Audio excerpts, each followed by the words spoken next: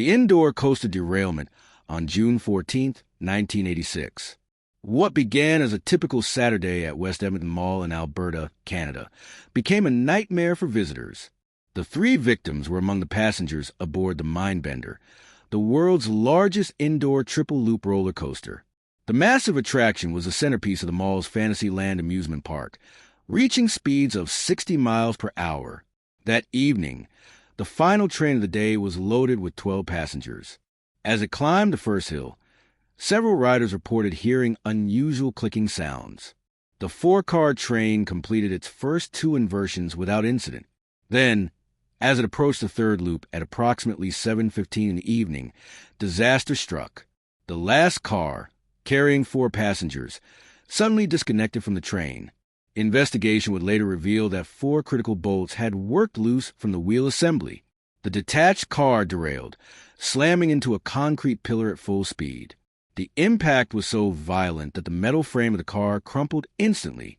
Inside that final car, the passengers experienced a moment of weightlessness as the wheels left the track. They had just seconds to process what was happening. The sensation of free fall ended with a crushing impact that shattered the car's fiberglass shell. The passengers remained conscious through the initial collision. The car then plummeted 40 feet to the concrete floor below. Witnesses described seeing bodies thrown from the wreckage like rag dolls. The sound of twisting metal and screams echoed throughout the cavernous mall. Other shoppers watched in horror, unable to help. First responders rushed to the scene, but it was already too late for 3 of the 4 passengers. The 4th, the 13-year-old girl, survived with severe injuries. Cindy Sims, age 26, David Sager, a 24, and Tony MKS, a 21, had all suffered catastrophic head trauma and internal injuries. Their final conscious moments were filled with a terrifying awareness of being ejected from a roller coaster at high speed with no possible escape. The fatal plunge from the freight fall. On March 24th, 2022, visitors at Icon Park in Orlando, Florida, witnessed one of the most disturbing amusement park accidents in recent memory. Ty was a 14-year-old boy visiting from Missouri with his football team. He was a gifted athlete at 6 feet 5 inches in tall and weighing over 300 pounds. That evening, he boarded the Orlando Freefall, advertised as the world's tallest freestanding drop tower. The ride lifted passengers 430 feet into the air before plummeting them toward the ground at 75 miles per hour. As the ride began its ascent, Ty was already expressing concern. Other passengers later reported hearing him ask the attendant if he was secured properly. The attendant assured him he was safe. The ride reached its maximum height, paused briefly, then began its rapid descent. Witnesses described the moment with horror. As the ride accelerated downward, Ty's harness shifted. He slipped forward, then sideways. In the final seconds, he desperately gripped the safety restraint. His knuckles went white from the effort. His face showed pure terror as he realized what was happening. Other riders screamed as they watched him struggle. The gap between his body and the restraint grew wider. At approximately halfway down the tower, the forces became too much. Ty lost his grip and was thrown from the seat. He was conscious and aware as he fell more than 100 feet through the air. Spectators heard his screams cut abruptly short when he struck the pavement below. First responders arrived within minutes, but Ty showed no signs of life. The impact had caused immediate and overwhelming internal damage. Later investigation revealed the ride operator had manually adjusted the seat's proximity sensor, creating a 7 inches gap in the safety harness. This alteration allowed the oversized restraint to indicate it was securely closed when in reality it left enough space for Ty's body to slip through during the forceful deceleration. The electrified kayak ride. On July 27, 1982, a summer day at Action Park in Vernon Township, New Jersey, turned deadly. Jeffrey was a 27-year-old visiting the notorious park known locally as Traction Park, or Accident Park, due to its alarming injury rate. That afternoon, he decided to try the Kayak Experience, a whitewater rafting attraction featuring individual kayaks navigating through turbulent rapids. The ride used a complex system of underwater fans to create artificial currents generating waves and rapids in what was otherwise a calm water channel. These fans were powered by electrical lines running beneath the water surface. The ride had been operating without incident that day, with hundreds of guests experiencing the artificial rapids without any sign of danger. Jeffrey paddled his kayak into the main channel around 2:30 in the afternoon. Witnesses said he seemed to be enjoying himself navigating the first set of rapids successfully. As he approached the second section, his kayak suddenly capsized in one of the stronger current areas. This was a common occurrence on the ride, and most guests simply righted their kayaks and continued. But when Jeffrey fell into the water, something was terribly wrong. His body immediately stiffened. Other guests noticed him thrashing in the water, his muscles contracting involuntarily. Jeffrey was fully conscious as electricity coursed through his body. His eyes were wide open, his mouth locked in a silent scream. He could feel every muscle in his body seizing simultaneously. Nearby riders tried to help, but received the painful shocks when they touched the water. Park employees rushed to shut down the power, but crucial seconds ticked by. Jeffrey remained conscious through most of the electrocution, experiencing the sensation of his heart rhythm disrupting and his lungs paralyzing. Unable to breathe or call for help, he remained aware as his body began to shut down. By the time the electricity was cut off and staff pulled him from the water, Jeffrey's heart had already stopped. The fatal pond rescue. On June 9, 1991, a summer evening at Kings Island Amusement Park in Mason, Ohio, turned into a scene of cascading tragedy. William was a 20-year-old visiting with friends. Daryl was a 21-year-old park employee working as a groundskeeper. Neither man knew the other, but their fates would intertwine in the shallow waters of the park's decorative pond. The pond was located in the Oktoberfest section of the park, a popular area filled with German-themed attractions and food stands. Beneath its placid surface, submerged electrical pumps power the water features. Around 9:30, a guest accidentally dropped a souvenir cup into the water. Attempting to retrieve it, he stepped into the pond. Immediately, he began to convulse. Unknown to anyone, a faulty underwater pump had developed an electrical short. The current had electrified the entire pond. The guest's screams drew attention from nearby visitors. William Hathcote, seeing the man in distress, immediately jumped into the water to help. The moment he entered the water, the electricity seized his body. His muscles locked instantly. He couldn't move, couldn't speak. Daryl Robertson, working nearby, heard the commotion and ran to assist. Without hesitation, he too jumped into the pond. The current gripped him immediately. Both men remained conscious, their nervous systems overwhelmed by the continuous electrical flow. Their hearts began to fibrillate.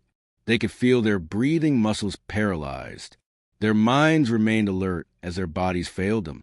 Witnesses described the haunting sight of both men shuddering in the water, unable to call for help or pull themselves free. Park officials frantically searched for the emergency shutoff. Other employees tried using wooden poles to pull the men out, but the positioning made rescue impossible. For nearly 3 minutes, both men endured the continuous current. When the power was finally cut, William and Daryl had already suffered fatal cardiac arrhythmias. The original guests survived with severe injuries. The coaster intruder decapitation. On June 28, 2008, a summer afternoon at Six Flags over Georgia ended in one of the most gruesome amusement park deaths ever recorded. Asia was a 17-year-old high school student visiting the park with friends from nearby Springfield, South Carolina. He was described by teachers as bright and athletic with plans to join the military after graduation. The Batman. The ride roller coaster was one of the park's most popular attractions, an inverted coaster where riders' feet dangle freely beneath them. The coaster reached speeds of 50 miles per hour and featured multiple inversions through its twisted track. Like all modern coasters, it had clearly marked restricted zones underneath and around the ride structure. Around 2 in the afternoon, Asia and a friend decided to retrieve a hat that had fallen off during an earlier ride. Despite 2 6-foot security fences and numerous warning signs, they entered the restricted zone beneath the coaster track. His friend stopped, sensing danger. Asia continued forward, moving deeper into the mechanical maze. The ride was in full operation with loaded trains dispatched every 90 seconds. Asia was reportedly looking up, scanning the ground for the lost hat. He never heard the approaching train. Witnesses on the ride described seeing a figure suddenly appear beneath them. The train carrying 32 passengers was midway through its course. Asia looked up at the last possible second. His eyes widened with sudden recognition of his situation. In that final moment, he attempted to duck, but his reaction came too late. The dangling legs of front-row riders struck him at full speed. The impact was immediate and overwhelming. The force was so severe that Asia's head was completely severed from his body. Riders on the coaster felt a sudden jolt and reported seeing a flash of what happened below them. Many were covered with blood. When the ride completed its circuit, the passengers were in shock. The coaster was immediately shut down. First responders arrived to find the scene so disturbing that several required counseling afterward. The simulator cabin collapsed on June 29, 2010, a routine day at the overseas Chinese town East Theme Park in Shenzhen, China, became the site of mechanical carnage. The 6 victims were among 44 passengers aboard the Space Journey attraction, a rocket launch simulator that combines centrifugal force with video projections to create the illusion of space travel. The ride consisted of 10 individual cabins arranged in a circle, each holding 4 to 6 riders. These cabins rotated around a central axis while simultaneously tilting and spinning to simulate the sensation of a rocket launch. The entire apparatus was suspended 15 m above the ground and enclosed in a dome theater. At approximately 6:45 in the evening, the ride was operating at full capacity. Halfway through the simulation, as the cabins reached maximum rotation speed of 30 revolutions per minute, passengers heard a loud metallic snap. One of the cabins had broken free from its mounting bracket. The cabin containing 6 passengers was flung outward by centrifugal force. Inside the detached cabin, the occupants immediately sensed something was wrong. The normal gravitational forces suddenly intensified. Their bodies pressed against the restraints with crushing pressure. For a brief moment, they experienced weightlessness as the cabin broke free, followed by the terrifying sensation of uncontrolled flight. The cabin struck a supporting pillar before crashing into other cabins still attached to the ride. The impact sheared to the metal framework, causing a catastrophic chain reaction. Additional cabins broke loose. The central axis began to collapse. Inside the failing structure, passengers were fully aware of what was happening, but powerless to escape. Those in the detached cabins felt every jarring impact as their enclosures were smashed against hard surfaces. Metal fragments tore through the cabin interiors. The bodies inside were subjected to extreme gravitational forces, rupturing organs and breaking bones. When emergency personnel finally reached the wreckage, they found a tangle of twisted metal and broken machinery. 6 people had been crushed to death by the combined effects of impact trauma and mechanical compression.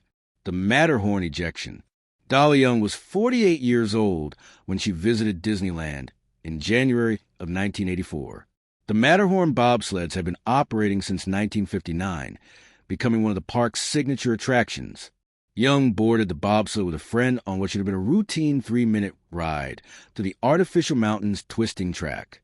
The Matterhorn featured tandem seating in its bobsleds with each passenger secured by individual lap belts. Young sat in the rear position of her bobsled. As the vehicle climbed the first lift hill, other guests noticed nothing unusual about her behavior. The ride reached its peak and began its rapid descent to the mountain's interior somewhere during the first major curve. Young apparently unbuckled her safety belt. Park officials never determined why she removed this crucial restraint. The bobsled entered one of the ridge's sharp turns at approximately 25 miles per hour. Without the lap belt securing her body, the centrifugal force pulled Young toward the outside of the curve. In a matter of seconds, she was thrown from the vehicle. Guests in trailing bobsleds heard a sudden scream cut short. Young landed directly on the metal track, the impact causing immediate trauma, but not instant death. She was conscious, dazed, and unable to move from her position. The fall alone would have been survivable. What the falling passenger couldn't see was the next bobsled rapidly approaching from behind. Each vehicle on the Matterhorn was dispatched at precise 30-second intervals. The oncoming bobsled's operator had no ability to stop. Young was still conscious on the track when she heard the rumble of the approaching vehicle. For a brief moment, she was aware of her situation, but completely helpless to escape it. The bobsled struck her body at full speed, crushing her against a metal track. The impact caused catastrophic internal injuries. Other guests on the ride described hearing a distinct sound followed by the vehicle shuddering as it passed over her body. Dolly Young was pronounced dead at the scene when emergency responders finally reached her. Crushed by the rotating theater on July 8, 1974, what began as an ordinary workday at Disneyland ended in unimaginable suffering. Deborah was an 18-year-old hostess recently hired for the summer season at the park in Anaheim, California. She was assigned to the America Sings attraction, a newly opened theater show featuring audio animatronic animals performing patriotic songs. The attraction consisted of a rotating central audience section surrounded by 6 stationary stages. Between shows, the outer ring rotated counterclockwise, while the inner audience section turned clockwise. This created narrow gaps that would appear and disappear as the walls moved past each other. These gaps measured only 9 in at their widest point, barely visible in the dim lighting. At approximately 9:15 in the evening, Deborah was standing between sections 1 and 2. The exact reason why remains unclear. Some reports suggest she was reaching for a guest-dropped item. Others indicate she was simply moving between sections. As the walls began their rotation, Deborah stepped forward. In that split second, she made a fatal miscalculation. The gap was already closing. Deborah became aware of her situation immediately as the pressure began against her body. She tried to push back, but the massive walls continued their predetermined path. The mechanical force was relentless. Guests in the theater heard her screams echoing through the building. Many thought it was part of the show, a sound effect meant to startle the audience. The walls continued closing. The pressure against Deborah's chest increased until breathing became impossible. Her rib cage cracked under the force one bone at a time. The grinding mechanism continued pushing, crushing her internal organs. Her screams suddenly stopped. When fellow cast members finally realized what had happened and shut down the ride, they discovered Deborah's body compressed between the walls, her features distorted from the pressure that had squeezed the life from her. If you want to see more videos like this, click the video on screen now and make sure to subscribe.